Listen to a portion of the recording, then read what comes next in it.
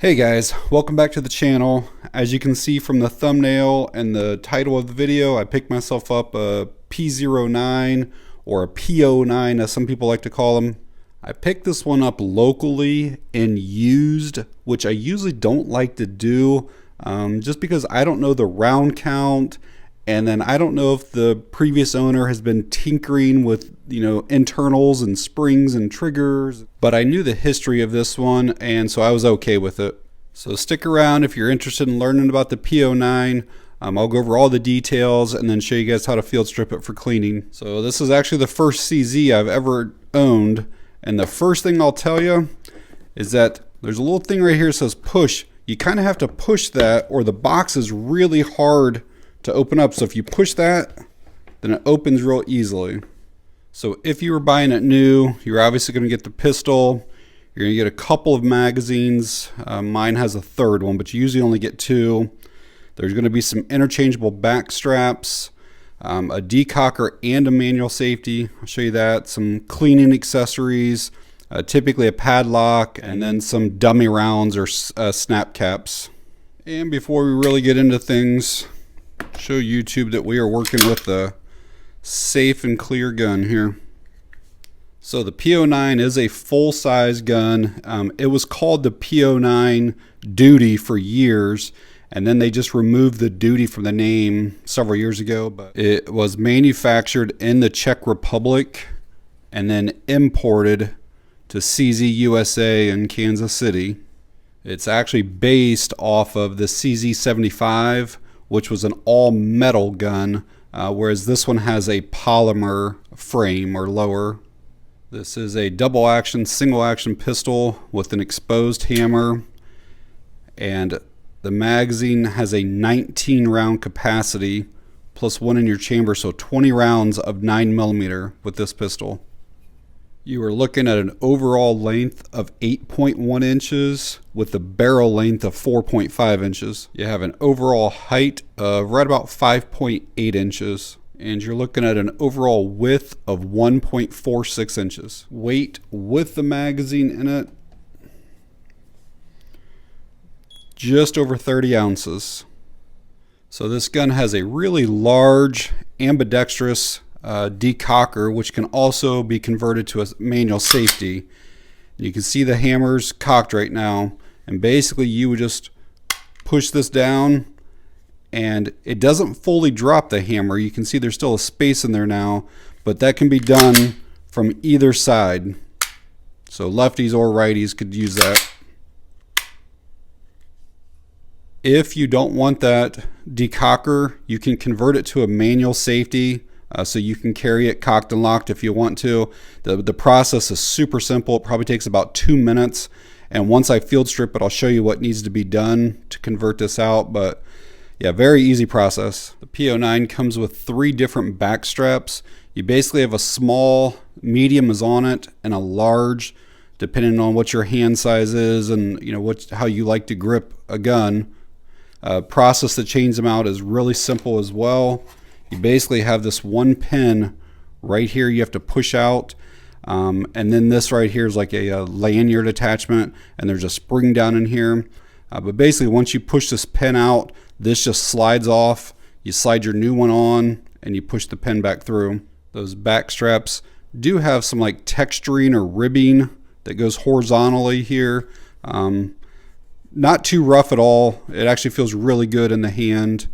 And then the rest of the grip does have like some stippling. Again, it's all polymer, not too rough either.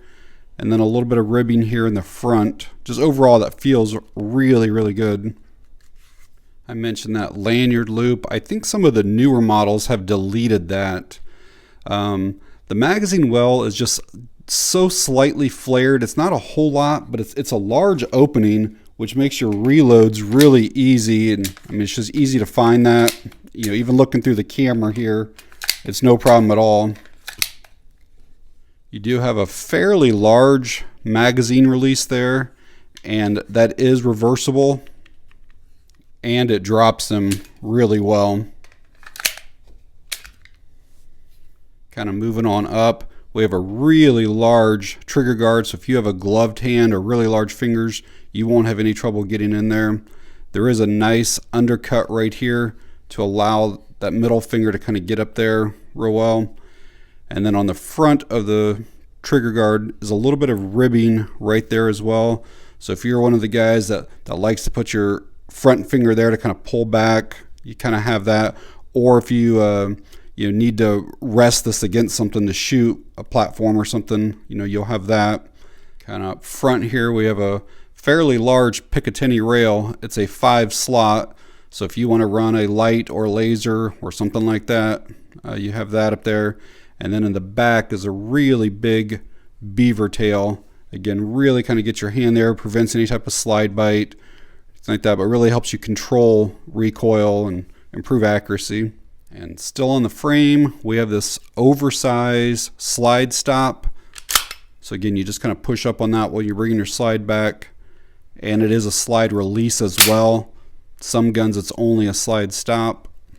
And finally, last thing on the frame are these pads on each side. These are memory pads, so you know exactly where to put your trigger finger and then also your thumb on the opposite side. It gives you a reference point every single time to feel that texturing. Moving up to the slide, we do have front and rear serrations. They're pretty deep cut, which allows for a lot of really good grip on it, so that you can rack it easily or cock it. Does have the commander style hammer on it. The sights are 3-dot. They can be easily replaced if you don't like them. They're not true night sights. They're not tritium, but they are the kind that basically you can charge them with daylight, and then at nighttime they will glow. It's going to be really hard to show you guys here, but so right now you can't really see them that well. And now I'll charge them up for a few seconds with the flashlight just to show you. Again, if you left this out on a counter or a desk or whatever during the day, the sunlight kind of charges them up. But now you can see that they're glowing. So I mentioned earlier this has the Omega trigger system in it, which makes it a really good shooter. The trigger itself is kind of a little bit flat at first, and then it curves here toward the end. In single action, the trigger pull is probably close to 9 pounds or so. I've read other people say that they measured at 8, but most reports I see is about 9. There is a little bit of a wall immediately. Again, you're in single action, so there is some force to kind of pull that back. And then once you get past there, it's really smooth and easy the rest of the way. In double action, I think the trigger pulls around 3.5 to 4 pounds. And again, a little bit of a take up right there, but it's very smooth through that part. Then once you get to the wall, very crisp. Reset, a little long right there.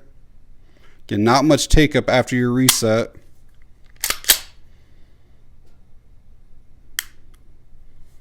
So I'm going to field strip this here in a minute. I kind of want to show you something that's really unique about this pistol. If you look at like the thickness of the frame here versus like the thickness or the height of the slide is very small. If you look at this Beretta, you can see that the slide here is way bigger than what the frame is. CZ actually makes these to where the slide kind of fits down into the frame. It's a very unique design. Another thing on the slide design, if you can see, is that it's kind of like tapered toward the front. Like it starts off kind of square back here and then it angles in. This one reduces some weight on the slide, but it also makes it easier to reholster this. To field strip this pistol is pretty easy. Obviously make sure that you are unloaded and that your chamber is empty. There's these two little marks right here, one in the slide, one in the frame, and you have to kind of line those marks up. And the easiest way is to kind of put your thumb through the trigger guard here and then just bring them back like this here. And then you do have to take something to push this pin. Most people will just use the corner of your magazine and you just kind of push it like that, and then that pops the slide stop out, and then you just grab onto it, pull it out, and then this thing just slides apart then. And then up here, you're gonna have your guide rod and spring. You just pull those out. Then you're going to have your barrel. I don't know if I mentioned that earlier, but that is cold hammer forged. And then this was that decocker area I mentioned. Basically, this just slides out. And then you remove that one little spring right there. And then you just put the manual safety back in place of it. And also, while I have it apart, I'll show you the slide and how those rails go in the middle of the slide like that. It's like I said, a really unique design. And to reassemble it, it's just the opposite. Drop your barrel in, make sure that it comes back and is seated in the right. Take your guy rod and spring, put it in there, make sure it's in the middle, and then put everything back on your slide. Make sure that you start at the very front because of how those rails go into it, and then just kind of help it back. And then the same thing to put that pin back in. We need to line these up. So we'll just kind of go like that. And then this just slides through and snaps into place. And then we'll function check. But yeah, I'm definitely excited to have it and just wanted to share it with you guys in case you're not familiar with this model. And yeah, you guys will definitely be seeing this in a lot of future videos. But alright, if you guys found the video helpful or informative in any way, please give me a thumbs up. If you have any questions or comments, leave them down below. And that's going to be it on this one. Thanks for watching. I appreciate it.